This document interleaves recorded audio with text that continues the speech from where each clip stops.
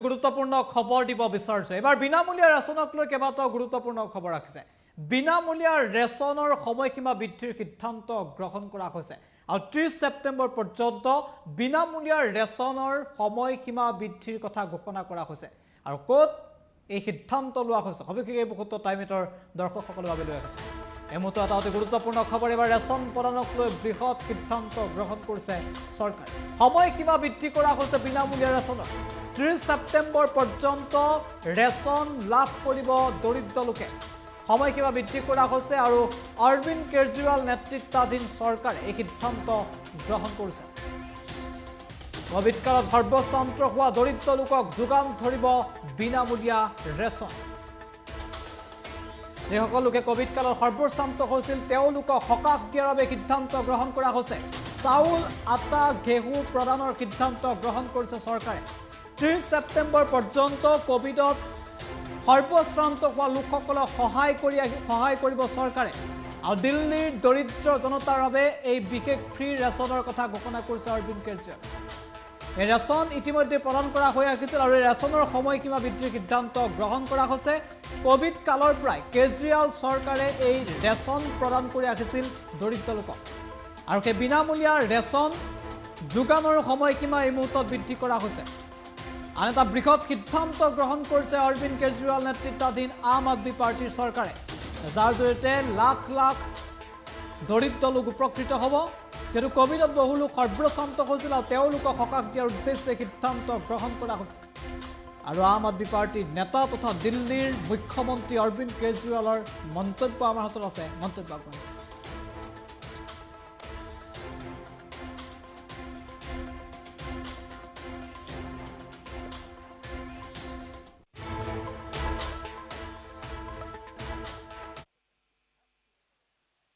स्वास्थ्य, बिजली और कई क्षेत्रों में ज़बरदस्त सुधार करने के बाद यातायात के क्षेत्र को, ट्रांसपोर्ट के सेक्टर को दिल्ली सरकार लोगों के लिए आरामदेह और इंटरनेशनल स्टैंडर्ड का बनाने जा रही है।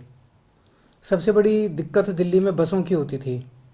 कई सालों तक बसों की खरीद नहीं की गई थी। इस पूरे सिस्टम को ठीक करके अब आप लोग देख रहे हैं कि पिछले 1.5-2 साल से बहुत बड़े स्तर के ऊपर बसों की खरीद शुरू हो गई है और ख़ासकर इलेक्ट्रिक बसें खरीदी जा रही हैं और एयर कंडीशनड बसें खरीदी जा रही हैं लोगों के आराम को और दिल्ली के वेदर को ध्यान में रखते हुए। आज आपको मुझे ये बताते हुए बेहद खुशी हो रही है कि आज हमारी कैबिनेट की मीटिंग हुई थी और कैबिनेट की मीटिंग में 1950 बसों को खरीदने की मंजूरी दी गई है। ये 1950 बसें अगस्त-सितंबर से आनी चालू हो जाएंगी और अगले साल सितंबर के महीने तक ये सारी बसें आ जाएंगी। इसके अलावा अभी फ़िलहाल हमारे पास 7200 बसें हैं। आज तक दिल्ली के इतिहास में 7200 बसें भी आज तक कभी नहीं रही थी। 7200 बसें हैं, 1950 बसें और आ जाएंगी और लगभग 4800 बसों के फ्रेश टेंडर दिए जा रहे हैं। इसके अतिरिक्त फ्रेश टेंडर 4800 बसों के दिए जा रहे हैं। लेकिन साथ साथ अगले 2-3 साल के अंदर कई बसें पुरानी हो जाएंगी, उनकी लाइफ ख़त्म हो जाएगी, उन्हें रिप्लेस करना पड़ेगा। इन सारी चीज़ों को अगर हम जमा घटा करें तो दिसंबर 2024 तक हमारे पास दिल्ली की सड़कों पे 11,910 बसें होंगी। ये जो दिल्ली की रिक्वायरमेंट है उसके अनुरूप है। दिल्ली को लगभग 11-12 हज़ार बसों की ज़रूरत है। दिसंबर 2024 तक हम ये टारगेट अपना पूरा कर लेंगे कि हमारे पास लगभग 11,910 बसें होंगी, तो पर्याप्त बसें होंगी। अब हमारा मकसद है कि पूरे ट्रांसपोर्ट सेक्टर को इंटरनेशनल स्टैंडर्ड का बनाया जाए। इन सारी जितने भी अलग अलग ट्रांसपोर्ट के साधन हैं, टैक्सी है, ऑटो है, मेट्रो है, बसें हैं, इन सब को इंटीग्रेट किया जाए, इन सब को सारे सेक्टर को मॉडर्नाइज किया जाए। उसके ऊपर अब हम ध्यान देंगे ताकि दिल्ली के ट्रांसपोर्ट सेक्टर में भी मूल चूल और अच्छा परिवर्तन किया जा सके। आज कैबिनेट के अंदर और भी कई इम्पोर्टेंट निर्णय लिए गए। एक जो सबसे इम्पोर्टेंट निर्णय लिया गया कि हमने बजट में अनाउंस किया था कि हम अर्बन फार्मिंग करेंगे।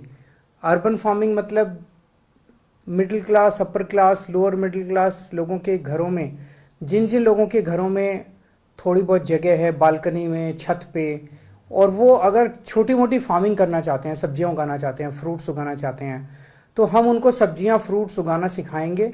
शुरू शुरू में उनकी मदद करने के लिए हम उन्हें कुछ बीज और कुछ वो प्रोवाइड करेंगे। तो इसमें इसको पूरे सेक्टर को 2 पार्ट में हमने डिवाइड किया है। एक वो लोग जो अपने घर की खपत के लिए अपने घर में सब्जी और फल उगाना चाहते हैं, और एक वो लोग जो इसको बिजनेस करना चाहते हैं, उनके पास मान लीजिए थोड़ी ज़्यादा स्पेस है और वो बिजनेस के तौर पे कुछ करना चाहते हैं। जो लोग अपने घर की खपत के लिए उगाएंगे उन्हें सेहतमंद अच्छी ऑर्गेनिक सब्जियां मिलेंगी और उनकी बचत भी होगी, क्योंकि सब बाजार से सब्जियां खरीदनी नहीं पड़ेंगी, उतना पैसा बचेगा। और जो लोग इसको अपने बिजनेस के तौर पे, मान लीजिए गृहिणी कोई छोटा मोटा बिजनेस के तौर पे इसको करना चाहती हैं, उन्हें एक्स्ट्रा इनकम उनकी फैमिली को होगी, तो एक तरह से रोजगार उत्पन्न करने का भी साधन होगा।